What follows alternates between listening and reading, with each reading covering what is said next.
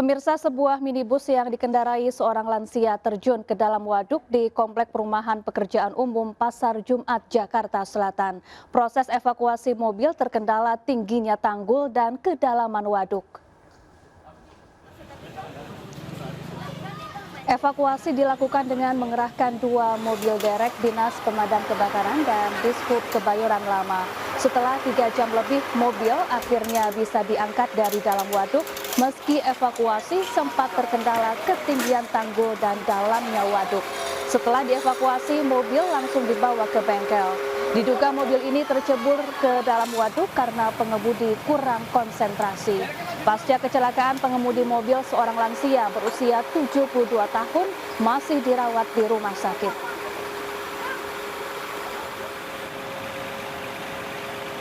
Pemirsa, usai diidentifikasi, 7 jenazah korban kebakaran ruko di Mampang Perapatan, Jakarta Selatan dibawa pulang pihak keluarga.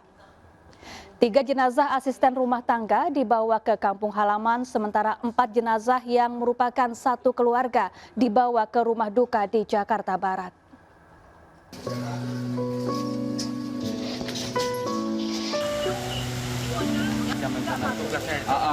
Setelah diidentifikasi di RS Polri Kramat Jati, 7 jenazah korban kebakaran ruko di Mampang Perapatan, Jakarta Selatan diserahkan ke pihak keluarga.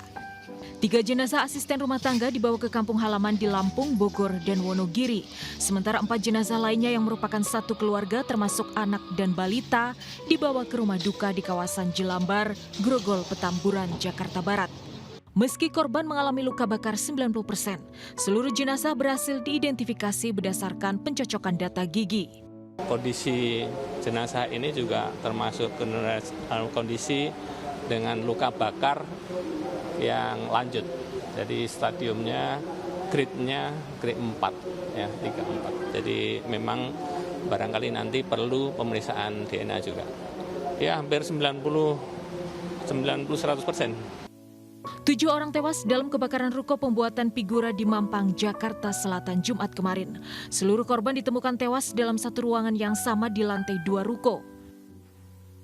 Dari 3 ART yang menjadi korban, salah satunya bernama Tiara yang baru bekerja sepekan menggantikan ART yang mudik libur lebaran. Tangis sang ibunda pun pecah saat tiba di lokasi kebakaran. Udah hujan gitu. Ada petugas. Ngantiin yang mbak pulang temen aku. Terus? Dia mau kemana? Namanya siapa, Bu? Anaknya, Bu? Tiara. Sementara itu, dari penyelidikan sementara, kebakaran terjadi diduga akibat ledakan kompresor. Tim Liputan iNews melaporkan.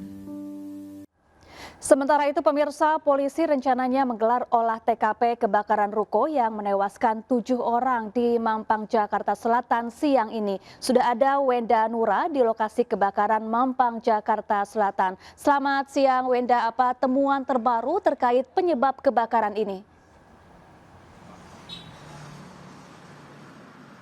Selamat siang Syafa dan juga pemirsa, melaporkan langsung dari lokasi kejadian kebakaran yang menyebabkan 7 orang meninggal dunia dan 6 orang lainnya mengalami luka-luka di sebuah toko frame foto di Jalan Mampang Perapatan, Jakarta Selatan. Kebakaran yang terjadi pada Kamis malam sekitar pukul 19.30 dan baru bisa dipadamkan pada Jumat pagi ini diduga terjadi karena salah satu korban, yakni inisial S, ini sedang membersihkan salah satu frame kayu menggunakan cairan yang mengandung bensin dan di waktu yang bersamaan ini ada salah satu karyawan yang sedang memperbaiki kompresor sehingga percikan api ini muncul kemudian menyebar dan membesar.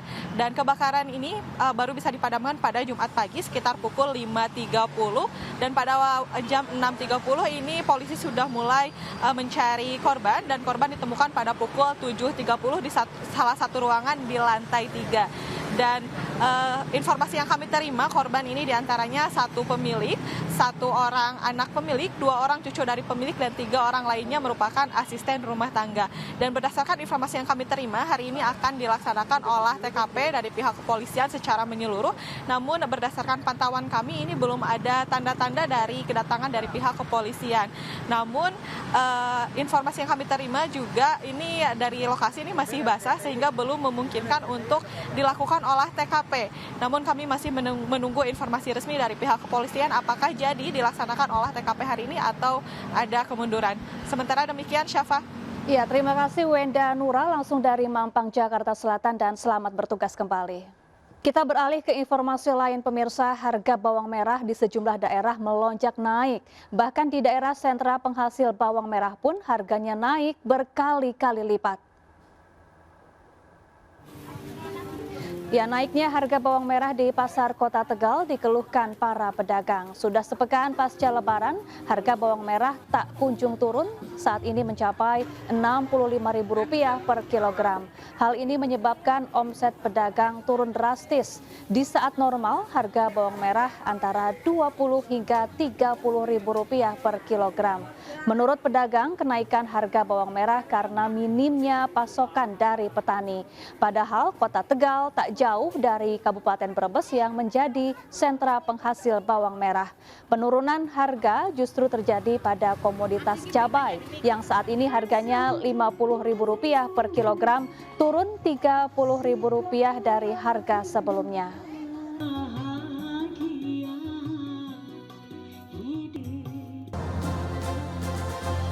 Pemirsa, viral di media sosial seorang bocah perempuan siswa SD melangsungkan acara pertunangan di Sampang, Madura, Jawa Timur. Meski sudah ditunangkan sejak SD, kedua orang tua sepakat akan menikahkan putra-putrinya saat lulus kuliah.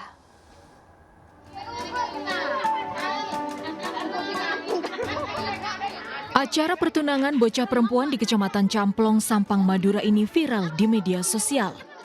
Pesta pertunangan dihadiri ratusan keluarga kedua belah pihak dan dilengkapi dengan suguhan hidangan seperti lazimnya acara hajatan.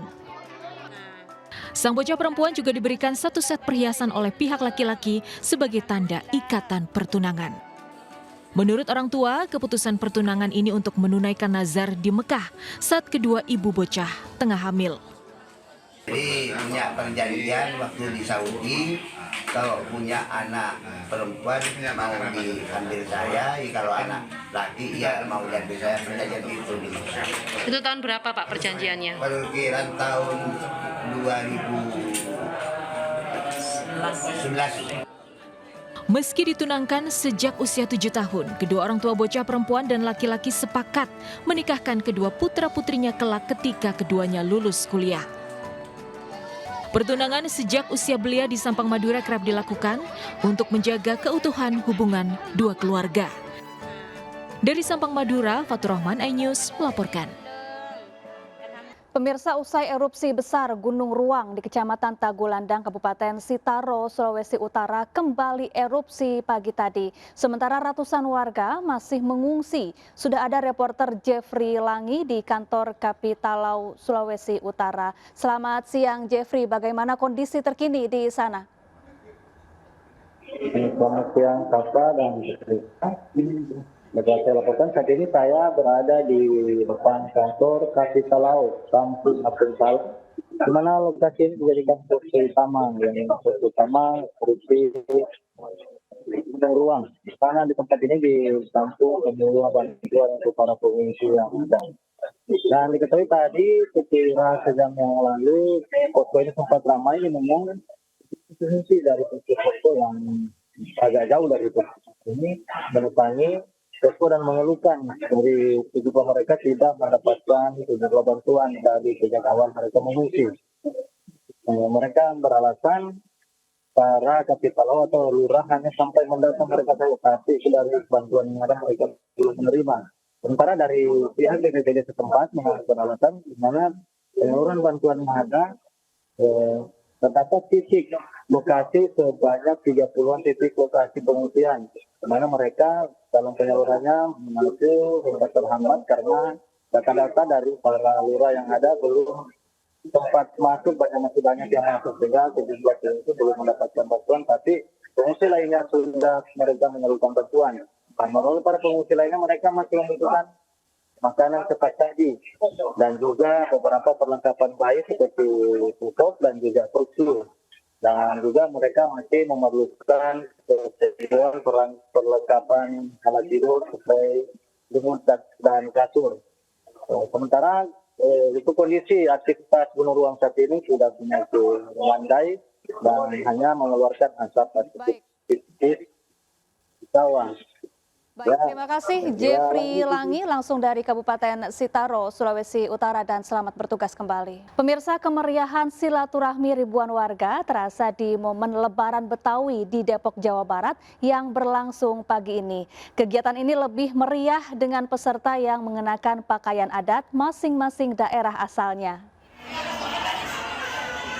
Lebaran kukusan ini diadakan untuk mempertahankan tradisi rantangan dan silaturahmi sesama warga kukusan yang melibatkan berbagai lapisan masyarakat. Tradisi rantangan awalnya adalah kebiasaan memberikan hantaran dari anak untuk orang tua pada saat hari raya Lebaran. Kegiatan ini lebih meriah dengan peserta yang mengenakan pakaian adat masing-masing daerah asalnya untuk melestarikan budaya berupa baju tradisional. Selain tradisi rantangan dengan makan bersama, juga ada sajian berbagai jajanan yang disediakan oleh lapak UMKM.